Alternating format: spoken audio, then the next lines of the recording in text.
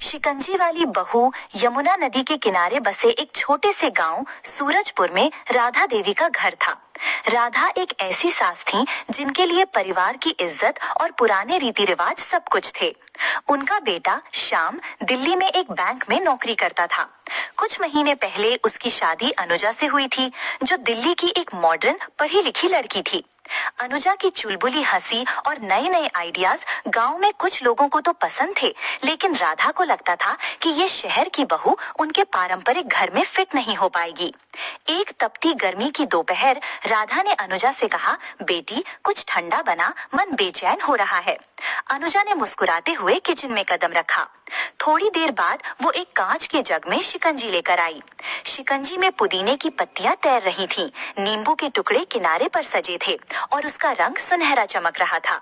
राधा ने एक घूंट लिया और आंखें चौड़ी करते हुए बोली, ये क्या है? हमारी शिकंजी तो ऐसी नहीं होती।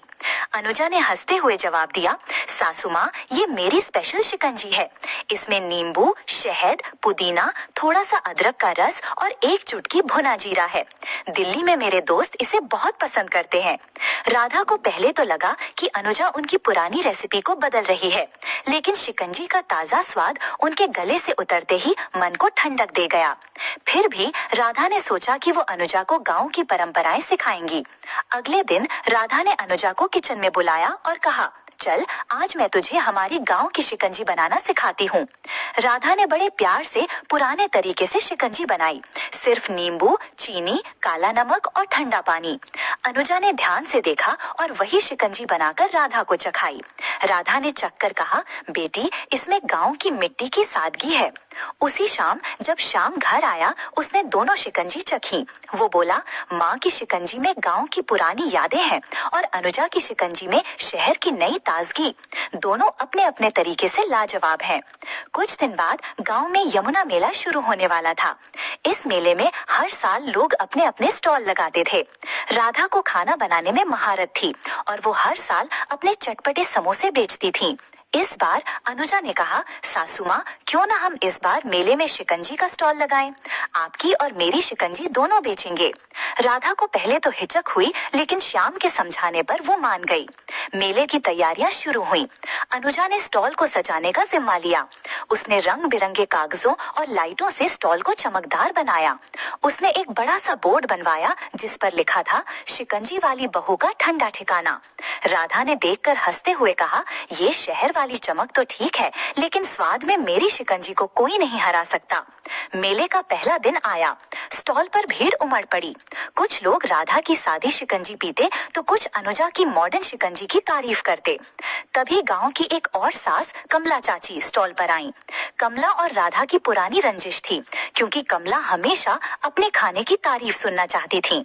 कमला ने अनुजा की शिकंजी चखी और तंज कसते हुए बोली, ये शहर वाली शिकंजी तो ठीक है, लेकिन राधा तुम्हारी सादगी कहाँ गई? बहू ने तो तुम्हें भी बदल दिया।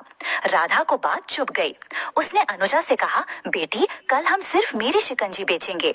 अनुजा तो थोड़ा बुरा लगा, लेकिन उसने कुछ नहीं कहा। अगले दिन स्टॉल पर सिर्फ राधा की शिकंजी थी, लेकिन गर्मी इतनी थी कि लोग कुछ नया और ताजा चाहते थे। भीड़ कम होने लगी। अनुजा चुपके से अपनी शिकंजी बना कर लाई और कुछ बच्चों को मुफ्त में पिलाई। बच्चे खुश होकर अपनी माओं को बताने लगे और देखते देखते स्टॉल फिर से भर गया। राधा ने देखा कि अनुजा की शिकंजी ने लोगों का दिल जीत लिया। उसे अपनी गलती का एहसास हुआ। उस रात मेले के बाद राधा ने अनुजा को बुलाया और कहा, बेटी मुझे लगा था कि पुराने तरीके ही सही हैं, लेकिन तूने दिखाया कि नया और पुराना साथ मिलकर और भी खूबसूरत हो सकता है। अनुजा ने राधा के पैर छूकर कहा, सासू माँ, आपकी सादगी के बिना मेरी शिकंजी अधूरी है। अगले दिन दोनों ने मिलकर एक नई शिकंजी बनाई, राधा की सादगी और अनुजा की ताजगी का मिश्रण। इस शिकंजी में नींबू, चीनी, काला नमक, पुदीना और थोड़ा सा शहद था। मेले में यह शिकंजी इतनी मशहूर हुई कि लोग इसे राधा अनुजा स्पेशल कहने लगे। मेले के बाद अनुजा ने सुझाव दिया कि वे गांव में एक छोटा सा शिकंजी का ठेला शुरू करें। राधा ने हंसकर कहा, ठीक है, लेकिन नाम होगा शिकंजी वाली बहू। ठेला चल निकला। गांव के लोग ही नहीं, आसपास के शहरों से भी लोग शिकंजी पीने आने लगे। अनुजा ने सोशल मीडिया पर ठेले की तस्वीरें डाली और देखते देखते शिकंजी वाली बहू की ख्याति दूर दूर तक फैल गई। कमला चाची भी एक दिन ठेले पर आई और शिकंजी चक्कर बोली, राधा इस बार तुम जीत गई, लेकिन अगले मेले में मेरे समोसे तुम्हारी शिकंजी को टक्कर देंगे। सभी हंस पड़े।